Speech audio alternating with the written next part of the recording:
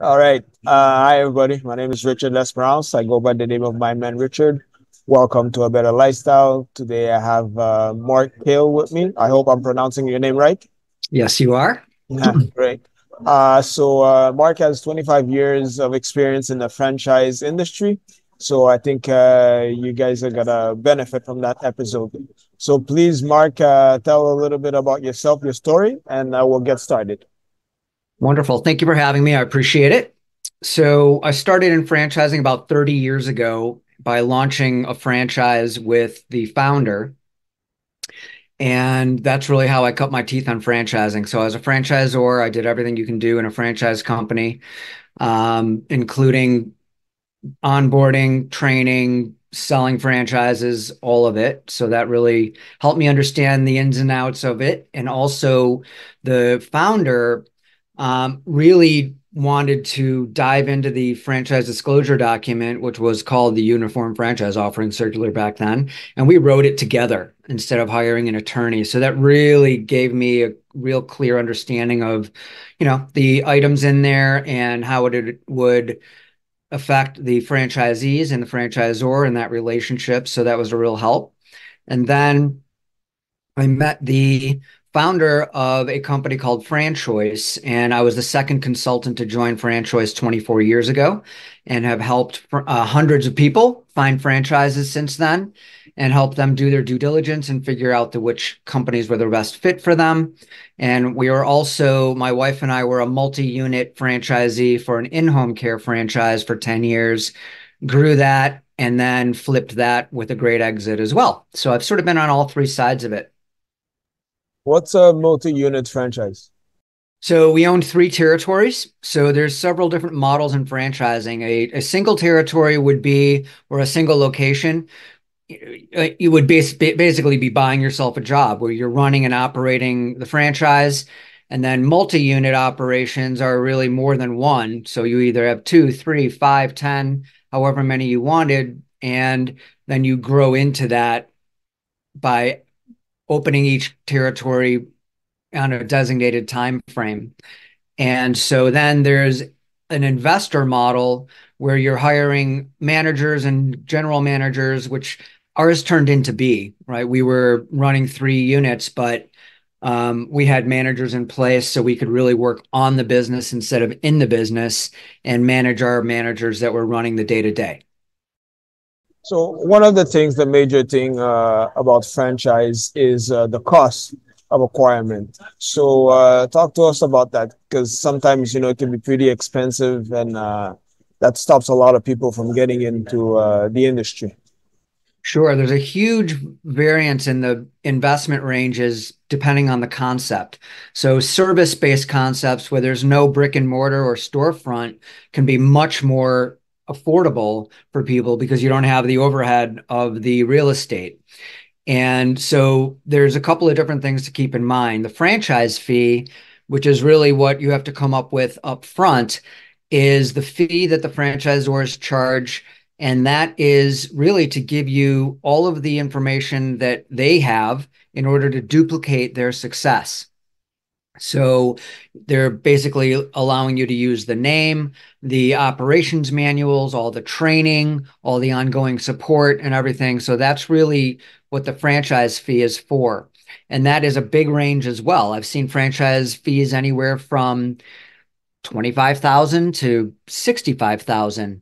And some franchisors break out the different types of fees instead of looping them all in or lumping them all into the franchise fee. So you would have the franchise fee and then maybe an onboarding fee, a training fee, a technology fee, there's all these different fees, right? So typically the larger fees really just incorporate all of those into one instead of dividing them up. And the reason why franchisors might divide those up is to be able to advertise that they have a lower franchise fee than their competitors. But ultimately, you really need to dive in and understand what all of the fees are before you make that decision. And that's why you would use somebody to help you do that. So what's the potential revenue when you acquire a franchise?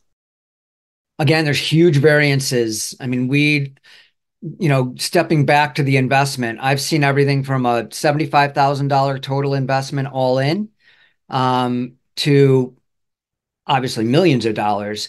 And it doesn't matter what the investment is, a lot of the times, there's still, you can make just as much money buying a very affordable franchise as you can buying a very expensive franchise. An example would be I placed someone about 5 years ago, probably. Their total investment was 75,000. They're generating $3 million of revenue a year out of that $75,000 investment. Now, they're one of the better franchisees in the country, but it just goes to show you that you can absolutely do that. And a lot of the more affordable franchises happen to have higher margins because they don't have all of the other overhead that some of the more expensive franchises do. But it's very difficult for me to say, okay, this is what you're going to make from each investment level because there's no way to tell. It really comes down to the franchisee getting up in the morning, following the process, following that recipe for success, and making it happen. So it's ultimately up to the franchisee. I had a guest before he was in the franchise industry, and he was talking like you have to select the right franchise, and there's different types of franchise. So can you elaborate on that? Sure. Part of the process that I go through with people is to really get a deep understanding of what the attributes of a business would be a best fit for them. So we really determine all of the things. Are they interested in brick and mortar? Are they interested in service? What kind of employees do they want? How many do they want? Do they want a long sales cycle, a short sales cycle, all these kind of things to help determine what would be the best fit for people?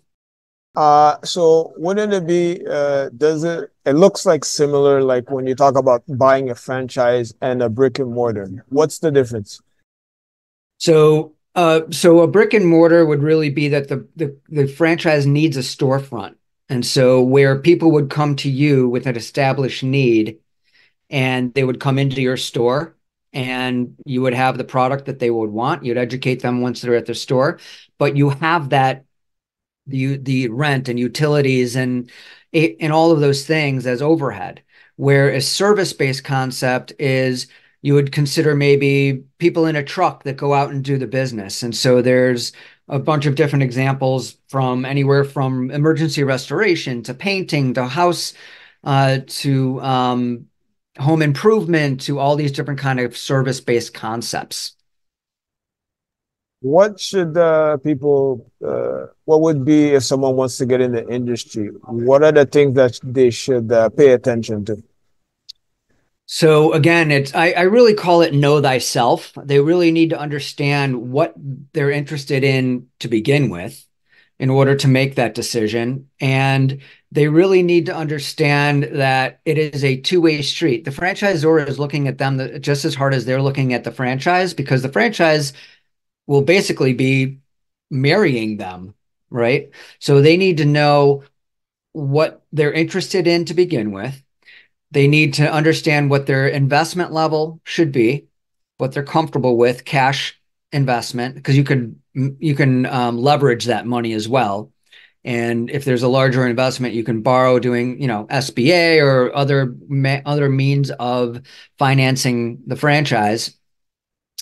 They need to understand what kind of employees, again, that they're interested in managing. If there are any employees, do they want to be a one-man show? Do they want to do some sort of consulting where they're working with companies and it's just them doing the consulting with that company? Or with my franchise, we had in-home care. I had 250 caregivers going into people's homes every day and another 18 administrative people that I was managing. So if you don't want something that requires all of those employees, you need to know that, right?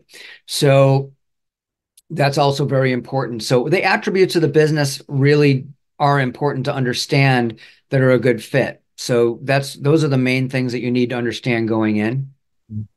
On the legal side, how is the franchisee agreement? What does it look like?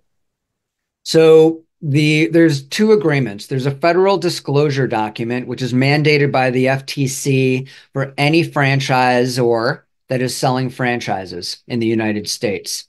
So that is very, very, very regulated, and it has 23 items.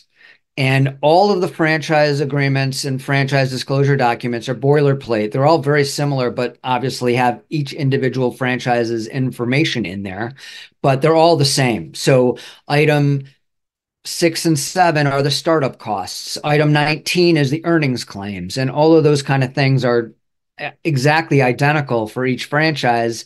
Again, except they have their own information in there. So it's very easy to understand if you're looking at multiple franchises at once how to navigate that document. And again, that's something that I help people do. So it's very important to understand that the franchise agreement protects the integrity of the brand.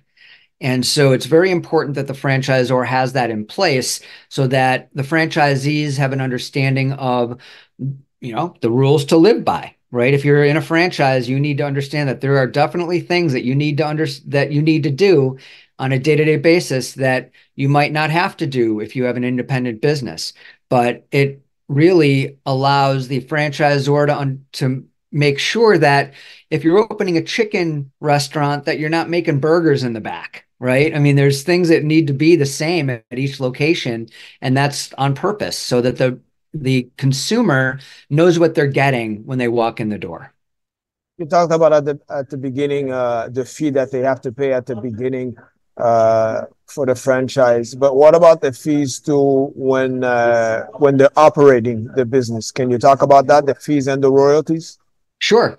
Yeah, the royalties are based on gross monthly sales of the operation. And the reason why they do it on gross monthly sales is if you do it on the net, meaning what people put in their pocket at the end of the day, some people could be running a Ferrari through the business and some people could be running a Honda through the business to write it off, right? So it's important to understand that the royalties are based on the gross monthly sales, and typically they're anywhere between 5 and 7% of that number. I call it success insurance because you're really getting an entire team of support people for that royalty. You're getting marketing people, you're getting a business consultant, you're getting a field representative that helps you and comes out to your location and helps you navigate the ins and outs that you're dealing with every day. You have all this whole team of people that's helping you succeed that would cost more than 5 to 7% of your revenue if you were to do it independently and piecemeal that out. So how is the process of if someone wants to do expansion with a franchise? So there are a couple of different ways to do expansion. And what typically happens is if the franchisor has multiple territories or multiple units available up front, people will sign up for multiple units up front. And so instead of doing just a single, if there's a 3-pack available, if there's 3 territories available, the franchisors give discounts on the second and third location if you do it up front. So, and I call that growth insurance, right? Because if you love the franchise and you really only want to sign for one, there's no way to know that those 2 additional territories are going to be available to you if you do want to move forward. And if they are available to you, you're going to be paying full rack rate on the franchise fee on those second and third locations. So a lot of people decide to do that up front. Listen, that doesn't mean you have to do it up front. If you're okay with paying a little bit more down the road to have lower expenses up front, cash out of hand, then you're completely able to do that. If you are performing properly, and the franchisor would be happy to sell you additional territory, because honestly, they would rather work with fewer large franchises than a bunch of small ones, right? It just makes sense for them as well because they can take advantage of the efficiencies of working with fewer large franchisees. What about the exit strategy if someone wants to sell the franchise later on? So that's the beauty of franchising it. It is your business and you own that business and you can sell it at any time. And typical resales are done either one-time earning or multiples of earning, depending on the concept and the industry. When we sold ours, we had a great exit. We did a multiple of earning. I had a great buyer that came in and offered us a wonderful exit strategy. And there are many ways to do that. You can work with a business broker. You could work with a franchise consultant like me. The franchisor will typically help sell that franchise if they have anybody in the wings that are willing to purchase an existing business. Ultimately, it's a great way to exit. There's a lot of people that I work with that instead of buying and flipping houses, they buy and flip franchises as their strategy for growth. So what if, let's say I'm a chef and I'm opening a restaurant and all that, but I want that restaurant to be a franchise. Like I want to be the franchisor, so people could license the my restaurant. How does that work? How does that process work? So there's several different ways to go about that. The ability to start a franchise is the most important thing is that you have a proof of concept. So that restaurant, if it's successful, you should do multiple units of that restaurant in different venues and different geographies so that you can prove that concept works. So if you were going to open your restaurant in New York City, doesn't mean it's going to work in Tulsa, Oklahoma. So you need to be able to prove that it will work in multiple locations and multiple geographies. Once you do that, you would work with a franchise attorney to come up with the franchise documents, and you would work with a company that would help you develop your operations manuals, because all the franchisors have to have operations manuals that the franchisees can follow in order to duplicate the success. And there are franchise sales organizations, they're actually called FSOs, that help individuals make franchises out of their concept. And they do all this stuff for you for a fee. And then typically they would get a piece of the action on the back end as well.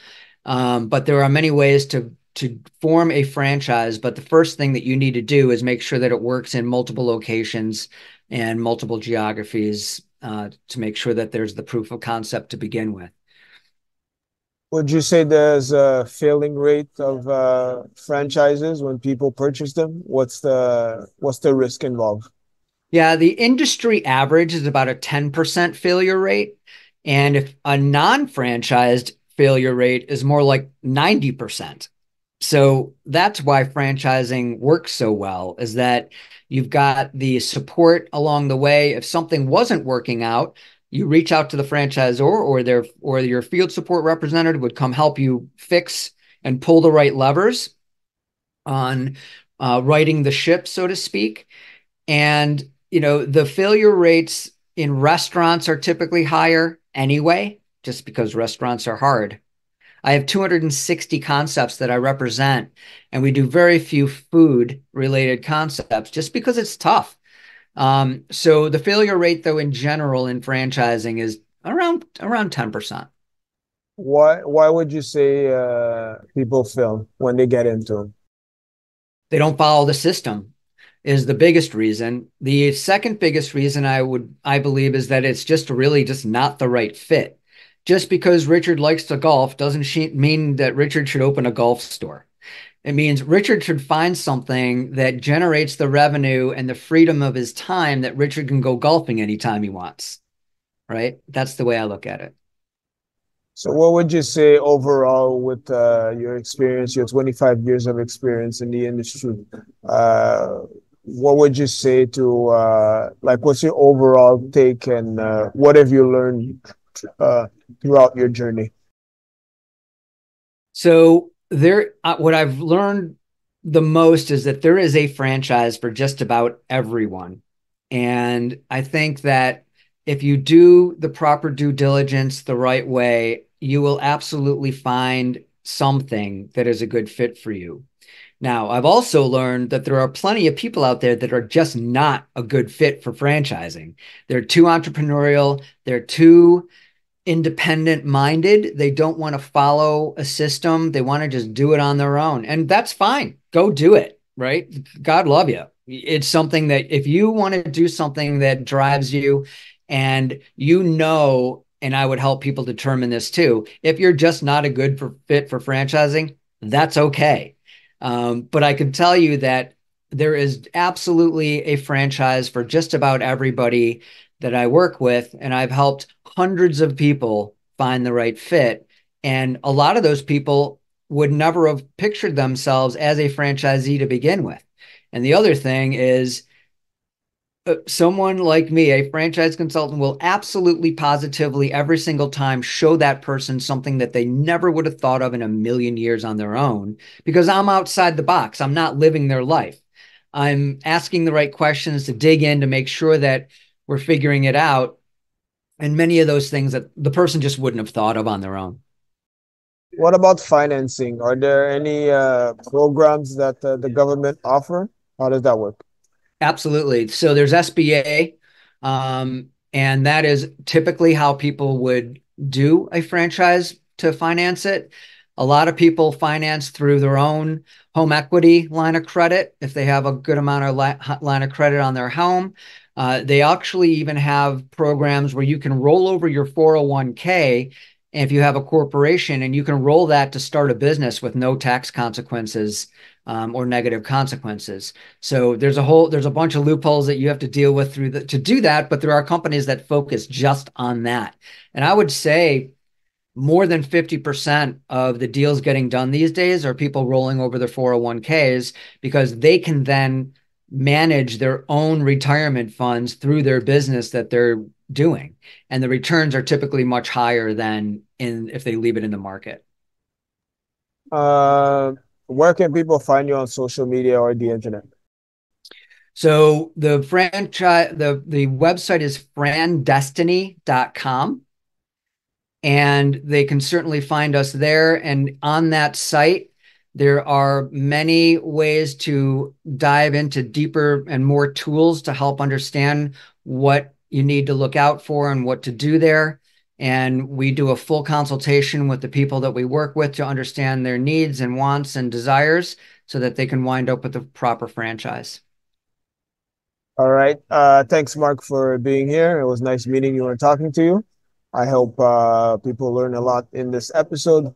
On that note, my name is Richard Lesperance. I go by the name of my man Richard. I was with Marc Cayle, and we'll see you on the next episode, everybody. Bye. Thank you. No problem.